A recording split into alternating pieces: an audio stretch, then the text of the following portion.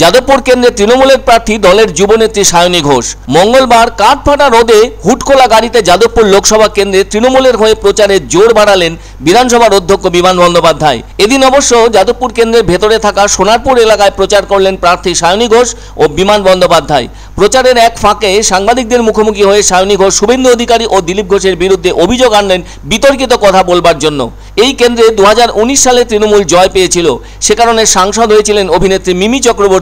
ফলে সেদিক থেকে এই কেন্দ্রে তৃণমূলের পাল্লা ভারী আছে, আর সেই জায়গাকে ধরে রাখার দায়িত্ব পড়েছে তৃণমূলের জনপ্রিয় যুবনেত্রী সায়নী ঘোষের ওপর।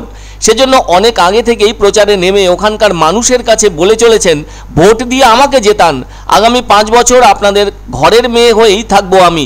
এজন্য অনেকটা আবদারের ভঙ্গিমায় প্রচার সারছেন সায়নী।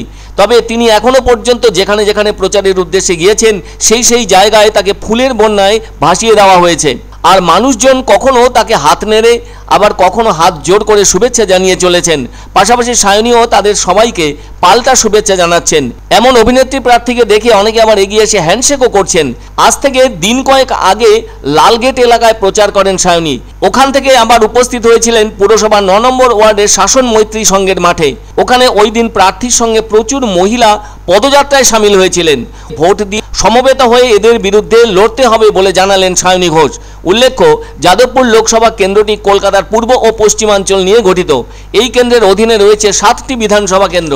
2009 সাল থেকে নিম্নলিখিত বিধানসভা কেন্দ্রগুলি নিয়ে গঠিত যাদবপুর লোকসভা কেন্দ্র, যার মধ্যে রয়েছে বারুইপুর পূর্ব, বারুইপুর পশ্চিম, সোনারপুর উত্তর, সোনারপুর দক্ষিণ, ভাঙড়, যাদবপুর ও টালিগঞ্জ। বলা যায় 2004 সালে যাদবপুর কেন্দ্রের ভেতরে যে বিধানসভা কেন্দ্রগুলি ছিল সেগুলি হলো বারুইপুর পূর্ব, যাদবপুর, বিষ্ণুপুর পূর্ব, বেহালা পূর্ব, বেহালা পশ্চিম, মগরাঘাট পশ্চিম ও কবিতীর্থ।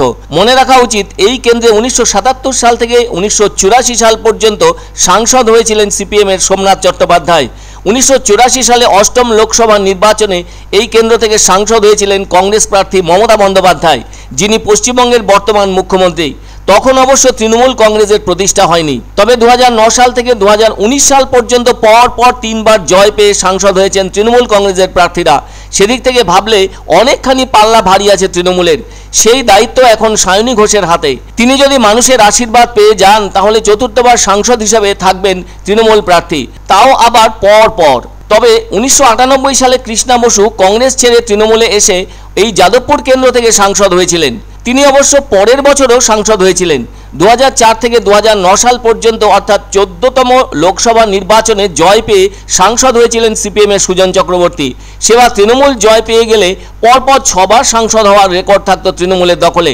যাই হোক, সায়নীর প্রচার চলছে যাদবপুর লোকসভা কেন্দ্র জুড়েই। তাছাড়া বয়স তার অল্প, ভালো বক্তা, কথাবার্তায় চাতুর্যতা আছে চমক।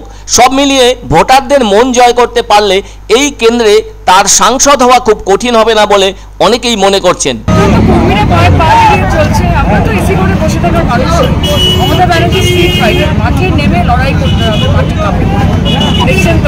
ভালোবেসে দিদি একটু ডাব খান, কেউ একটুখানি দিচ্ছে, এরকম ভাবে